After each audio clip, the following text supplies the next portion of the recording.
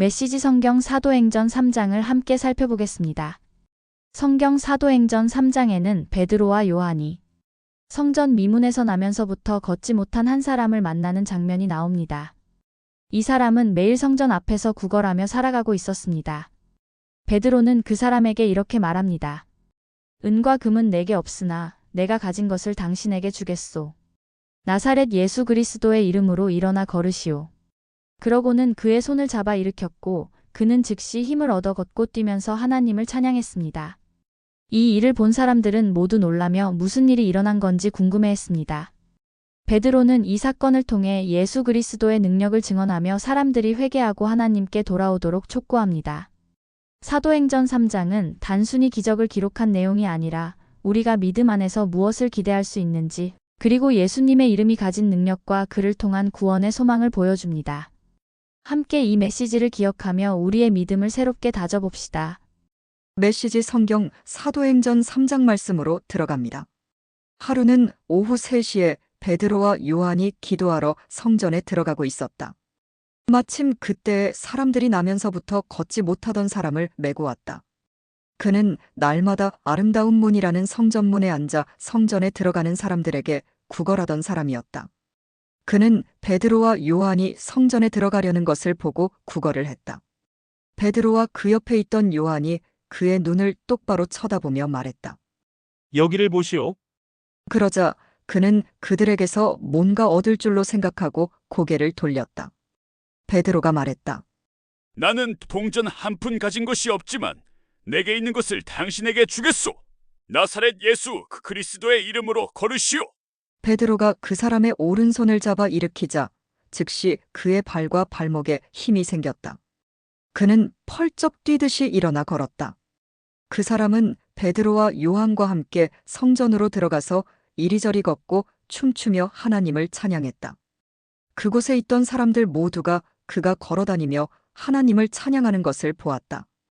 그들은 그가 성전의 아름다운 문에 앉아 구걸하던 사람인 것을 알아보고는 깜짝 놀라 눈을 비볐다. 눈으로 보면서도 도저히 믿기지 않았던 것이다. 그 사람은 기뻐서 어쩔 줄 몰라 하며 베드로와 요한을 끌어안았다.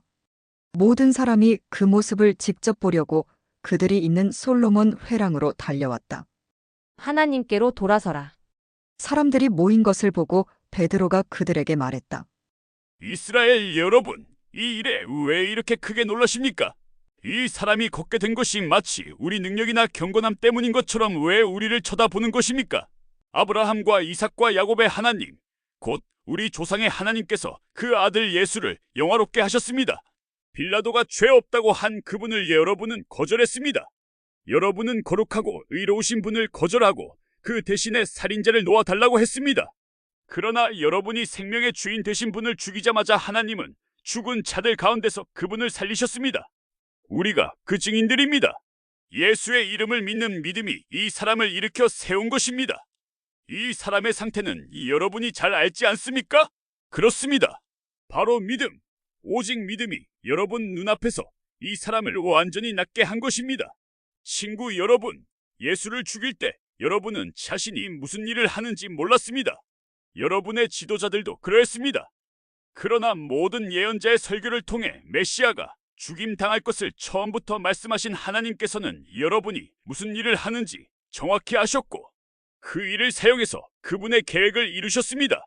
이제 여러분의 행실을 고칠 때입니다. 하나님께로 돌아서십시오.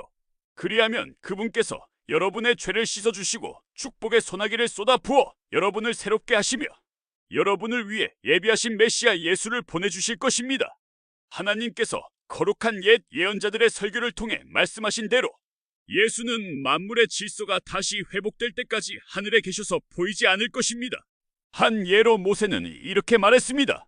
너희 하나님께서 너희를 위해 너희 동족 가운데서 나와 같은 한 예언자를 일으켜 세우실 것이다. 너희는 그가 하는 말을 다 들어라. 그 예언자의 말을 듣지 않는 사람은 하나도 남김없이 그 백성 가운데서 멸망할 것이다. 사무엘부터 시작해 그 뒤를 이은 예언자들도 모두 같은 이야기를 전했고 이날이 올 것을 힘주어 말했습니다. 여러분은 이 예언자들의 후손이며 또 하나님께서 여러분의 조상과 맺으신 그 언약의 후손입니다. 하나님께서 아브라함에게 주신 언약의 말씀이 무엇입니까? 이 땅의 모든 민족이 내 후손으로 말미암아 복을 받을 것이다. 그러나 여러분이 맨 먼저입니다. 하나님께서는 여러분 한 사람 한 사람이 그 약한 길에서 돌이키면 여러분에게 복을 주시려고 그 아들을 일으켜 세우시고 여러분에게 보내신 것입니다.